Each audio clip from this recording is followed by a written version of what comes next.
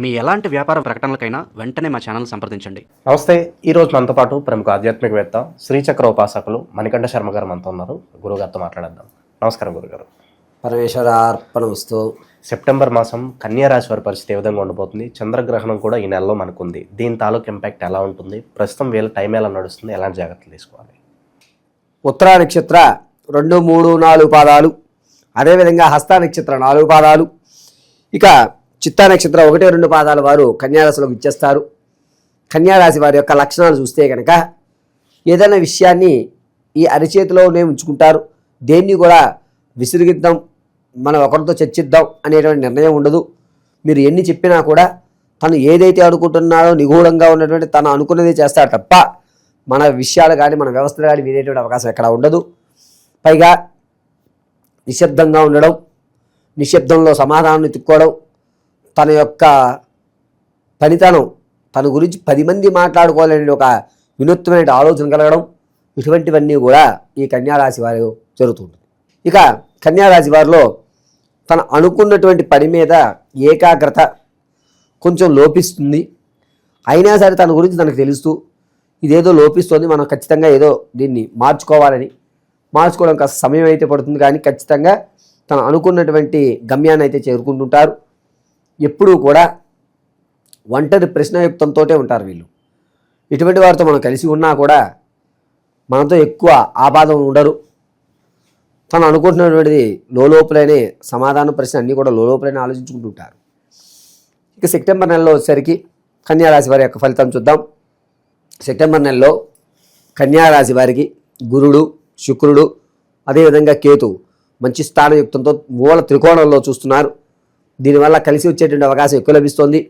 తను అనుకున్నటువంటి పని ఏదైతే ఉందో దాన్ని ఫుల్ఫిల్ చేసేస్తాడు. 90% శత్రువుల మీద కూడా జయం కలిగేటువంటి అవకాశం లభిస్తూ ఉంటుంది.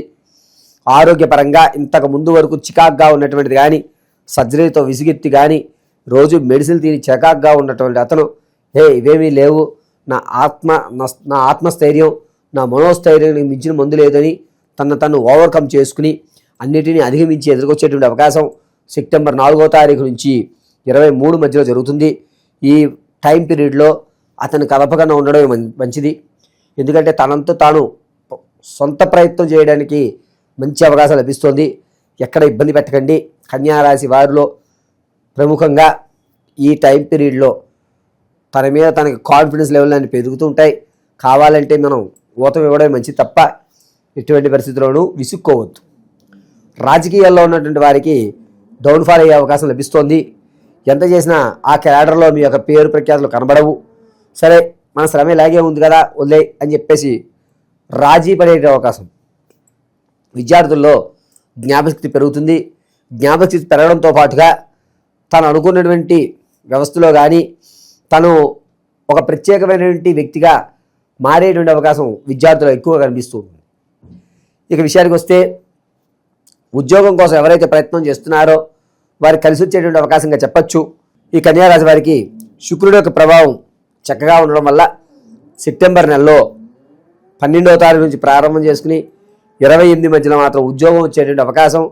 అమ్మయ్య, భగవంతుడు ఇప్పటికి మనకు కరుణించాడు, మన ఆర్థిక సమస్యలు ఈ దెబ్బతో తీరిపోయాయి అనేటువంటి మాట అనిపించుకోవడం జరుగుతుంటుంది. అంతేకాకుండా వ్యాపారాల్లో ప్రారంభం చేద్దాం అనేటువంటి వారికి ఖచ్చితంగా ఈ బ్యాగులు కానీ లేదా ఫార్మాస్యూటికల్స్ కానీ, సెంటు అత్తరులకు సంబంధించిన పరిశ్రమలు కానీ, లేకపోతే మద్య దుకాణాలకు సంబంధించి కానీ ఈ 4 అద్భుతంగా కలిసి వస్తూ అవకాశం ఎక్కువ లభిస్తుంటుంది. ఇక ఎవరైతే రియల్ ఎస్టేటు అదేవిధంగా స్టాక్ మార్కెట్లో ధనం పెట్టాలనుకుంటున్నారో వారికి కలిసి వచ్చేటువంటి సమయం సెప్టెంబర్ 18వ తారీఖు నుంచి 22 మధ్యలో మాత్రం కలిసి వస్తుంది.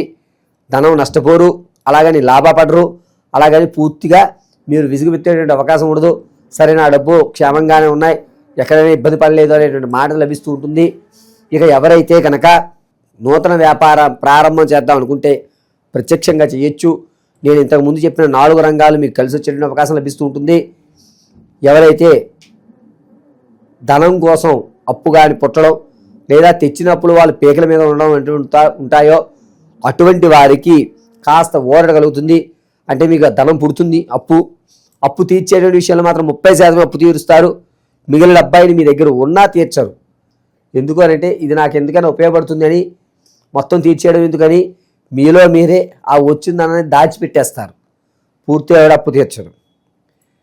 అప్పు పుట్టే విషయంలో 80% అప్పు పుడుతుంది. 20% వద్దురానే అంత నేను తీసుకోలే కాస్తే తీసుకుంటానని అక్కడ కూడా రాజీపడి ధనం ఇవ్వడం కానీ ధనం పూచుకోవడం కానీ కొంచెం రాజీ వ్యవస్థతో మనోసంకల్పయుక్తుల్ని తగ్గించుకుని మీ యొక్క ఆర్థిక స్థిరత్వాన్ని ఏర్పరచుకుంటుంటారు.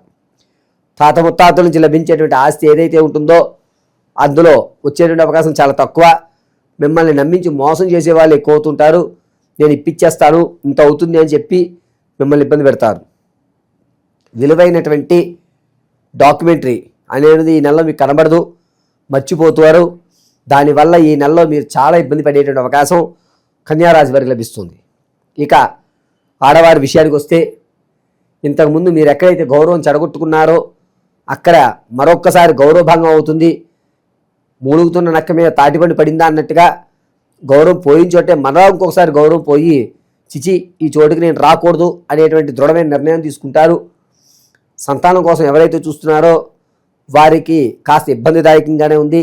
సంతానం కలిగినా కూడా అది విచ్ఛిన్నమయ్యేటువంటి అవకాశాలు ఎక్కువ గోచరిస్తున్నాయి. ప్రసవానికి ఎవరైతే సిద్ధంగా ఉన్నారో పుత్ర సంతానం కలిగేటువంటి అవకాశం ఎక్కువ లభిస్తుంది. వివాహం కొరకు ఎవరైతే చూస్తున్నారో వారికి వివాహం అయ్యేటువంటి అవకాశం 48% మాత్రమే కలుగుతుంది. అది కూడా చివరి వరకు వచ్చేంత వరకు మనం చెప్పడానికి లేదు. ఈ కన్యారాశి వారికి రాజకీయాల్లో ఉన్నటువంటి ఆడవారి విషయానికి వస్తే మీ గౌరవం పెరుగుతుంది. దాంతోపాటుగా రాజకీయంలో కొంచెం నిలబడేటువంటి అవకాశం లభిస్తుంది. శత్రువులు అనేటువంటి వారు మాత్రం ఎక్కువగా ఉన్నారు, కొంచెం చూసుకోవాలి. ధనం, స్థిరాస్తి, చరాస్తి ఈ 3 కొనుగోలు విషయంలో కొంచెం ఆచితూచి జాగ్రత్త వహించండి. మోసపోయేటువంటిది ఎక్కువగా లభిస్తుంది.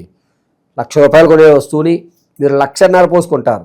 ఒక మాయ కమ్మినట్టుగా అనవసరంగా లేనిపోని వ్యవస్థ దాని మీద పెట్టి మీరు నెత్తిన ఇబ్బంది పడేటువంటి అవకాశం ఎక్కువ లభిస్తుంది. అంతేకాకుండా కన్యారాశి వారు ఆరోగ్యం విషయంలో కొంచెం జాగ్రత్తగా ఉండాలి. చెవు దగ్గర నుంచి ఈ భుజం వరకు కూడా ఏదో లాగుతున్నట్టుగాను లేదా మీరు కింద పడినా కూడా ఈ చెవికి రక్తం వచ్చేటువంటి వ్యవస్థ ఎక్కువ లభిస్తూ ఉంటుంది. ఈ కన్యారాశి వారు సెప్టెంబర్ 14 నుంచి 24వ తారీఖు వరకు ఆరోగ్య విషయంలో చాలా జాగ్రత్తగా ఉండాలి. ఇంకా విశేషంగా వీళ్ళకి కాస్త మంచి ఫలితాలు రావాలంటే ఎలాంటి పరిహారాలు బాగా అవసరం ప్రస్తుతం ఉన్న గ్రహస్థితి బట్టి వీళ్ళకి? మనం ఇప్పటివరకు చెప్పుకునేది కేవలం గోచార రీత్యా మాత్రమే. వ్యక్తిగతమైనటువంటి జాతకాన్ని పరిశీలించాలి అంటే కింద స్క్రోల్ అవుతున్న నెంబర్ని మనం సంప్రదించుకోవాలి. కొంతమందికి వ్యక్తిగతమైన జాతకానికి date of birth, time, place of birth ఉండవు.